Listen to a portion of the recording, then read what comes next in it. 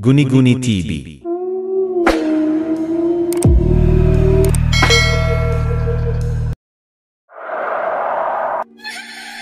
Magandang araw po sa inyong lahat.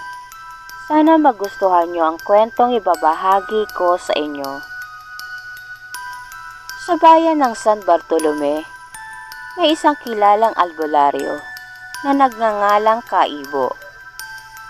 Matanda na siya, mahaba ang puting buhok at matalim ang tingin ng kanyang malalalim na mata. Kilala siya sa panggagamot ng iba't ibang uri ng sakit, mula sa simpleng lagnat hanggang sa masasamang sumpa.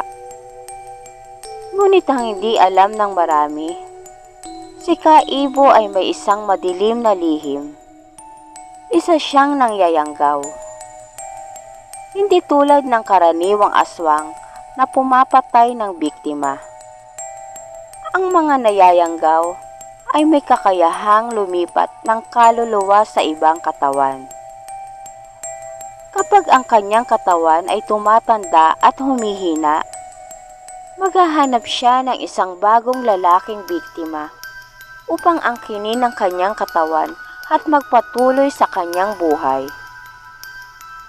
Isang gabing madilim, habang umaambon, isang binatang sugatan ang kumatok sa bahay ni Kaibo. Siya si Rodel, isang binatang mula sa kabilang baryo na sugatan matapos mapagtripan ng mga lasing na tambay.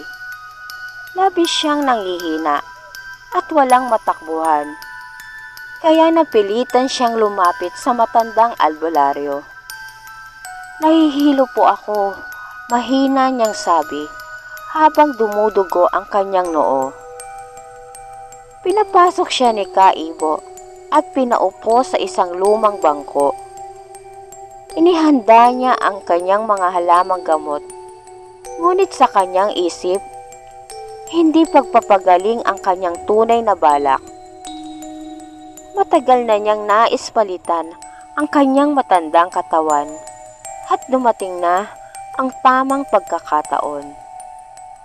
Habang pinapahid ang gamot sa sugat ng binata, lihim na nag-ukit si Kaibo ng isang mahiwagang simbolo sa kanyang palad. Isa itong sinaunang orasyon upang buksan ang daan para lumipat ang kanyang kaluluwa sa katawan ni Rodel. Habang nakapikit si Rodel dahil sa matinding sakit, sinimulan ni Kaibo ang ritual ng pagpapalit ng katawan. Sa dugo at laman, sa katawang lumilipas, ipinapatawag kita, o kadiliman. Biglang lumakas ang hangin sa loob ng bahay.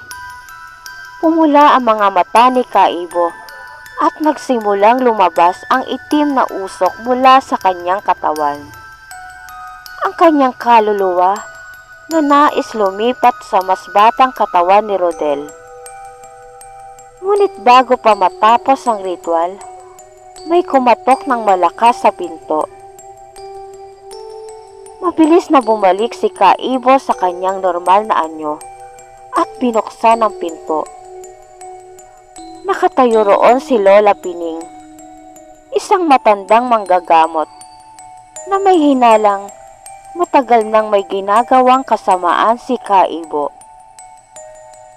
"Nandito ba ang binatang si Rodel? May masamang espiritu sa lugar na ito," ang sabi ni Lola Pining.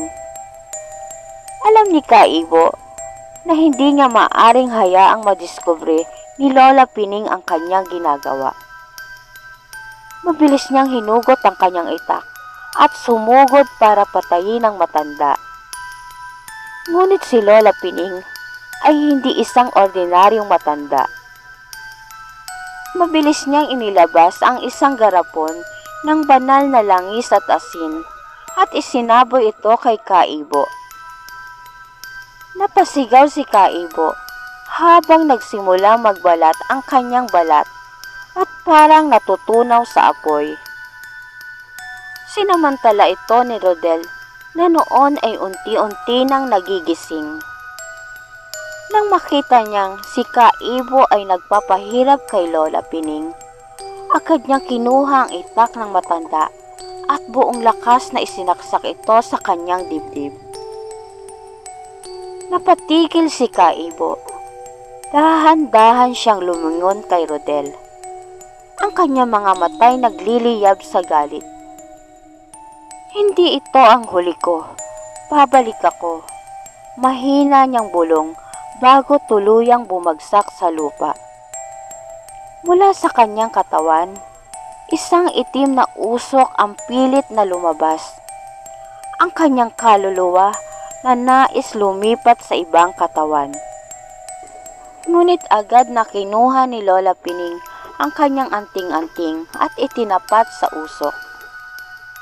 Sa liwanag ng araw, sa basbas ng may kapal, itinataboy kita, espiritu ng kadiliman. Sa isang malakas na pagsabog ng liwanag, ang itim na usok ay sumabog at tuluyang nawala. Bagsak sa lupa ang bangkay ni Kaibo, habang si Rodel at Lola Pining ay hingal na hingal. Tapos na po ba? Ang tanong ni Rodel. Tapos na, hindi na siya babalik, ang sagot ni Lola Pining. Lumabas sila sa bahay ni Kaibo at sinunog ang kanyang katawan. Ang lumang tahanan ng albularyo ay naiwanang nagliliyab sa dilim ng gabi. Isang tanda ng katapusan ng kanyang kasamaan. At mula noon, sa bayan ng San Bartolome, wala nang naitalang kaso ng nawawalang kabataan o misteryosong pagkamatay. Ang alamat na nangyayanggaw ay tuluyan ng nagwakas. At dito na po nagtatapos ang aking kwento. Salamat po.